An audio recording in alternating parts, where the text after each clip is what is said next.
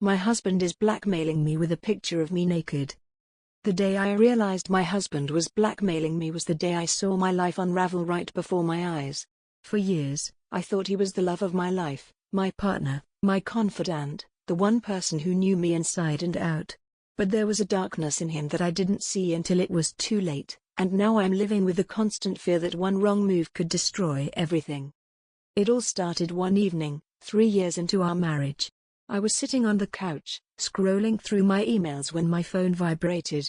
It was a message from my husband, Daniel, who was supposed to be working late. But what he sent me wasn't a good night, love or a see you soon. It was a picture of me, naked, lying on our bed. My stomach dropped, my fingers turning cold as I stared at the image. It was taken in our bedroom, likely without my knowledge. I couldn't remember him taking it, but there I was, sprawled out and completely exposed. And underneath the image was a single, chilling sentence. "Be careful what you say, or everyone will see this." I call him immediately, my heart racing. When he picked up, he sounded so casual, so completely normal. "Daniel," I said, my voice trembling. What the hell is this?" "Oh, you got my message," he said, his voice smooth, even cheerful. "Good. I wanted to make sure we're on the same page." "What do you mean? Why would you send me something like this?" I was barely able to keep my voice steady, anger bubbling up beneath the fear. He laughed, a low, cold sound. "Come on, Sarah. Don't play dumb. You know exactly why I sent it." "No," I shot back, feeling my anger rising. "I don't know why you'd do something so twisted. We're married, Daniel. How could you even think about threatening me like this?" There was a long silence on the other end, and then his voice turned hard. "Because I need you to understand that I'm serious. Things are going to change around here, Sarah. You're not going to keep acting like you run this household." I couldn't believe what I was hearing. This was the man I'd married, the man I thought I knew. "Are you saying you're going to blackmail me, your own wife, to keep me in line?" "Blackmail?" He scoffed. "You're being dramatic. Think of it more as a reminder. I just want to make sure we're clear on what's at stake." "What's at stake?" I echoed, incredulous. "Daniel, are you listening to yourself? This is insane. Why would you want to hurt me like this?" He sighed, sounding bored. "Because I'm tired of you always questioning me, Sarah. Every time I make a decision, you're there, second-guessing, acting like you're in charge. It's exhausting." "So this is about control?" I felt a sick feeling creeping over me. "You want to control me with a naked picture?" "It's not about the picture, Sarah," he said, his voice softening slightly, as though he were speaking to a child. "It's about making sure you understand your place.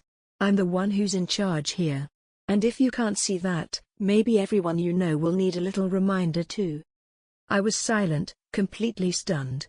The man I thought I knew had just revealed a side of himself I couldn't even begin to understand. "You wouldn't," I finally managed, my voice weak. "You wouldn't do that to me. Not really." "Oh, Sarah." His tone was mocking now. "Try me." For the next few days, I was on edge constantly, wondering if he'd actually follow through on his threat. Part of me still believed it was just a twisted bluff, some sick way to get me to fall in line. But every time I tried to act normal, every time I pushed back on something he said, he would just give me that look, an expression that was equal parts smug and calculating. One night, I couldn't take it anymore. He was sitting at the dinner table, looking through his phone, when I decided to confront him. "Daniel," I said, sitting across from him, "we need to talk about what you're doing." He looked up, an eyebrow raised. "What exactly am I doing, Sarah?" "You know what I'm talking about," I said, trying to keep my voice steady. "The picture. This sick game you're playing." He put down his phone and leaned forward, his gaze icy. "It's only a game if you make it one. All you have to do is listen to me, Sarah. Follow my lead, and we won't have any issues. Do you hear yourself?"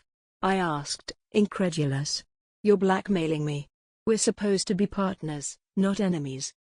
Maybe if you acted like a partner instead of constantly undermining me, things would be different," he snapped. "I'm tired of fighting with you, Sarah. So let's make it simple. You do as I say, and we'll get along just fine." The anger in his voice sent a shiver down my spine, but I didn't back down. "This isn't how marriage works, Daniel. You can't just bully me into obedience. And you can't use that picture to keep me quiet forever." "Can't I?" he asked, his lips curling into a smirk. "I think you underestimate how powerful fear can be, Sarah. You don't want your family, your friends, to see you like that, do you?" I felt a lump in my throat, but I swallowed hard, refusing to show weakness. "You're a monster," I whispered, horrified at the man he'd become. His face twisted with irritation. "Call me what you want, but this is happening. So either you learn to live with it, or you're going to find out just how far I'm willing to go." Over the next few weeks, things only got worse. He used every opportunity to remind me of the hold he had over me. If I went out with friends without asking him, he'd text me a reminder, "One click, Sarah." That's all it would take. If I mentioned wanting to look for a new job or pursue a project he didn't like, he'd shake his head, muttering, "Maybe you should think twice about that." One evening, I was on the phone with my sister, trying to sound normal as I talked about my day, when I saw Daniel standing in the doorway, watching me with a cold, calculating gaze.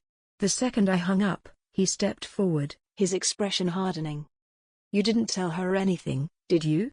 he asked, his voice low. I shook my head quickly. "Of course not. I would never."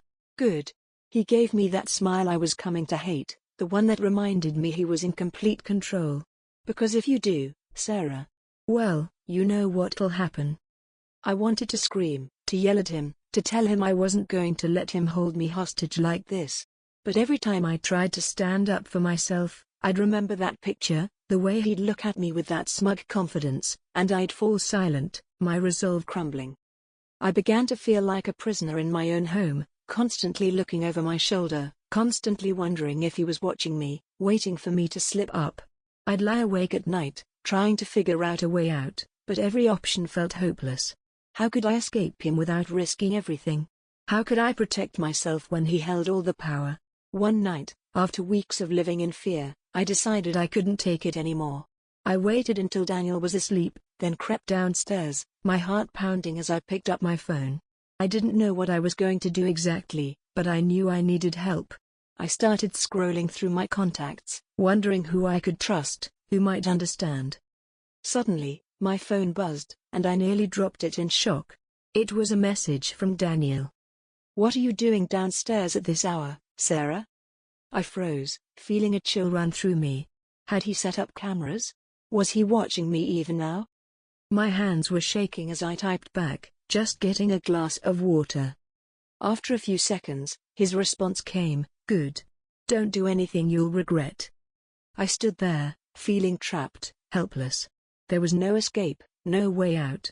Every move I made, he was there, watching, ready to remind me of the price I'd pay for disobedience. But as I stood in the kitchen, a spark of defiance flared within me. I couldn't live like this, under his control, under his threats. I knew that I had to find a way to protect myself, even if it meant facing my deepest fears. With newfound resolve, I started planning my escape, determined to take back the freedom he had stolen. It wouldn't be easy, and I knew he wouldn't let go without a fight. But I was done being his pawn, done living in fear. One way or another, I would be free.